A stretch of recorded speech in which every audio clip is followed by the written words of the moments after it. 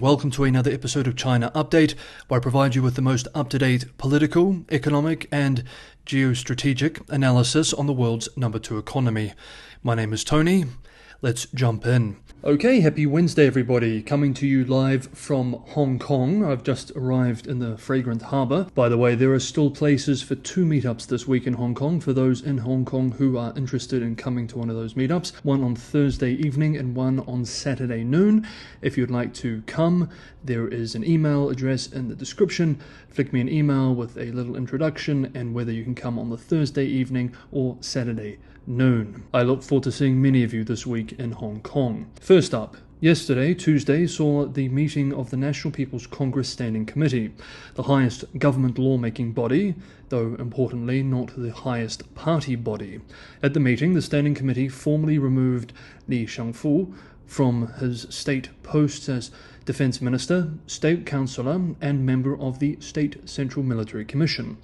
We remember Li disappeared at the end of August, 6 weeks after China's Central Military Commission, the top military organ, chaired by Xi Jinping himself, announced a corruption probe into its Equipment Development Department.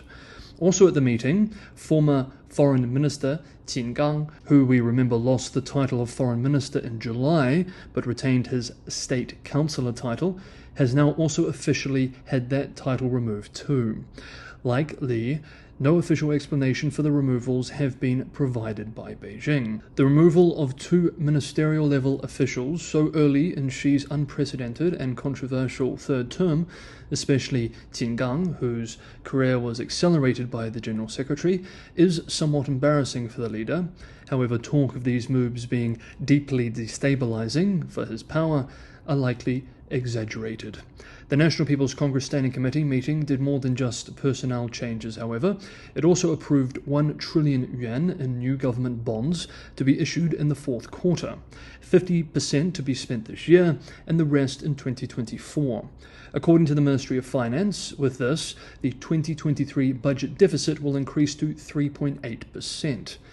This is a significant move, which will increase economic activity and debt, but we should examine it in context. The 1 trillion yuan of sovereign bonds make up less than 1% of China's gross domestic product. By comparison, writes the US-based Wall Street Journal, the stimulus China launched in the 2008 global financial crisis accounted for more than 12% of its GDP at the time.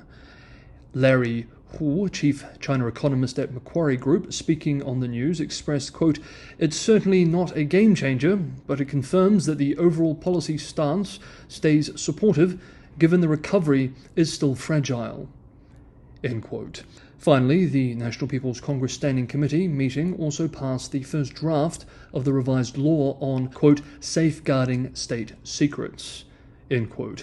According to state-run Xinhua news agency, the law would add new provisions to, quote, reaffirm the party's control over all matters related to information security and, for the first time, stipulate government support for research and use of critical information security technologies, end quote. And speaking of state secrets, this brings us to the next development. Anglo-Chinese Spy Games continue to heat up. The Ministry of State Security has released information of yet another alleged case of a Chinese acting as an American spy, this one surnamed Ho. State-run Global Times writes that, quote, during his years as a spy, Ho met more than 20 times with 4 members of U.S. spy and intelligence agencies and provided a large amount of intelligence information on China's national defense and military industry, including on 2 top-secret issues, which caused serious harm to China's national security and interests, end quote. It's alleged that Ho was turned to becoming a spy for the US while studying in America in 2013. Upon his return to China, he worked in nuclear physics until his arrest in 2021. The Global Times piece continues, quote, the National Security Agency particularly emphasized in its statement that Chinese citizens abroad should remain vigilant, resist enticements offered by suspicious individuals, and avoid succumbing to temporary gains that may lead to serious consequences, thus preventing themselves from falling into the abyss of criminal activities. Currently, the actions of foreign espionage forces led by the United States have become increasingly rampant, reaching new heights. This trend will continue or even intensify for a long time in the future." End quote. Meanwhile, it appears that the feeling is very much mutual. The Five Eyes Anglophone spy chiefs also warn of growing Chinese espionage threats. Last week, top Five Eyes intelligence officials held a summit in Silicon Valley, and China was a key theme in the talks. After the summit over the weekend, the officials did an interview with the US show 60 Minutes. Quote, "The People's Republic of China represents the defining threat of this generation. There is no country that presents a broader, more comprehensive threat to our ideas, our innovation, our economic security, and ultimately our national security. We have seen efforts by the Chinese government, directly or indirectly, trying to steal intellectual property, trade secrets, personal data, all across the country. We're talking everything from Fortune 500 companies to all smaller startups. We're talking about agriculture, biotech, healthcare, robotics, aviation, academic research. We probably have somewhere in the order of 2,000 active investigations that are just related to the Chinese government's efforts to steal information." End quote. And, quote, "All countries spy. Our countries spy. All governments have a need to be covertly informed. All countries seek strategic advantage. But the behavior we're talking about here goes well beyond traditional espionage. This scale of the theft is unprecedented in human history, and that's why we're calling it out."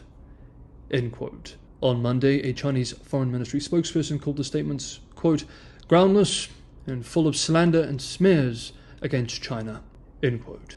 Next up, we return to China's ongoing housing crisis. If you're getting some value from today's episode, don't forget to hit the like button, liking, sharing, subscribing. It's all a big help for the channel growing. And for anyone who wants to go the extra mile and help me keep the channel financially sustainable, Patreon and Buy Me a Coffee links are in the description below.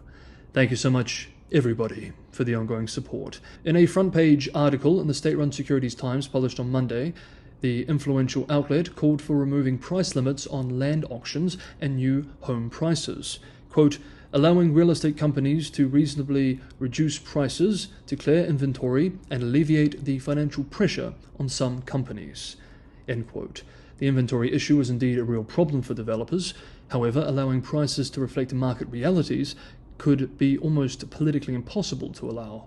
As one commentator observed today, in some or many cities, the market price may be far below what others have paid in surrounding developments. So if the market is allowed to set the price, there may be a lot of unhappy people. Meanwhile, in a Tuesday report, Moody's said it expects the benefits to housing demand from recent supportive policies to be short-lived and forecasts nationwide contracted sales will decline over the next 6 to 12 months, adding that the credit quality of many developers has weakened in the past 1 to 2 years amid the property market's prolonged downturn. Meanwhile, this week the UK-based Financial Times published an excellent article summing up the current state of China's housing crisis, called "How China's Property Crisis Has Unfolded from Evergrande to Country Garden." In the piece, the outlet writes that, incredibly, more than half of the biggest 50 developers in 2020 have now gone into default.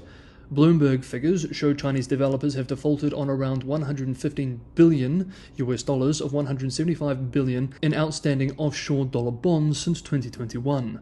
A bigger pile of onshore bond loans also faces restructuring or rollovers.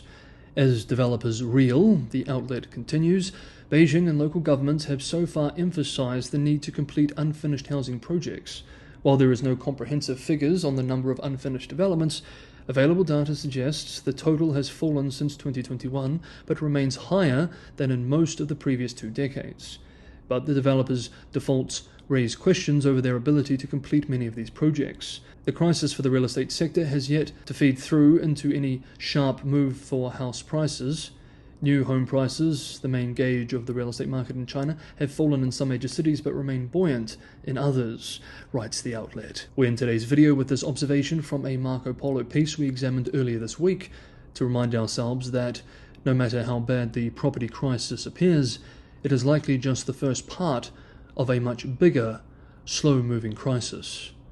Quote, "We believe the property sector crisis, which has largely peaked, is just a preview of the main event, which will see around 40% of local government financing vehicles default on their debt. We estimate total loss for local government financing vehicle creditors, including financial institutions such as banks, and local government financing vehicle supplier contractors to be in the neighborhood of $5 trillion or 30% of China's GDP. End quote. Okay, that is today's episode of China Update. Thank you so much everybody for watching. Have a good Wednesday, and I will see you all tomorrow.